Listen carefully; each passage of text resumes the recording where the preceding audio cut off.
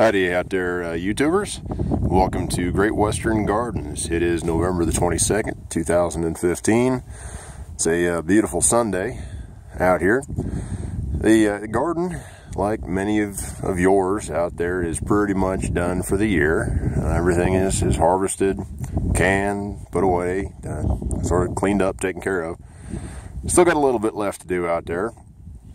Now next year, if everything goes according to plan, I will still have plenty of stuff in the ground to harvest throughout the winter. But in the meantime, I, like again most of you, have got some project building time on my hands during the winter. And this here is just one of mine that I'm doing this year. This is a pallet plant rack that I built a couple of years ago. And it's been so darn handy that I plan on building probably a half a dozen more this winter. Now, I am not one to get caught up in this recent fad of building everything out of pallets. I think it looks silly and ridiculous, but there are people who really get a kick out of that. And honestly, some of those projects out there just look awesome. Pallet wood is pallet wood. It's not in great shape to do much of anything, and honestly, I just don't feel like putting the time and effort into cleaning it up and making it look like good lumber. That is not to say that I don't use every old pallet that happens to come across my hands. For example, this here rack. It works very good. I can't claim this idea as my own.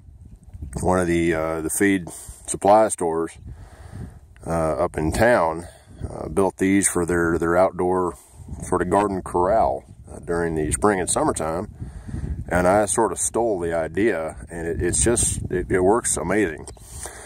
They're very easy to build. All you need is 4 pallets, and all of the labor is basically done for you. The way the pallets are set up, you've got the sort of built-in shelves there, one for the bottom, one for the top. Stand your two pallets on end, and then shove another 2 in those slots and just bolt them together. I use these here. They're just 5-inch bolts. Takes 8 of them, 4 on each end. And I've got my herbs and everything out here, some seed starter trays and on sunshiny days. And the best part of it is it just happened to fit perfectly here on the side of my garden shed. Which probably won't mean much of anything to you folks, but it was just sort of a neat little trick for me. I didn't plan it that way, it just worked out. So that might be an idea for you guys out there. If you have any extra pallets laying around and some free time on your hands, build yourself a plant rack. With that, I'm going to go get started on my next one. And you folks, you have a good day. We'll see you next time.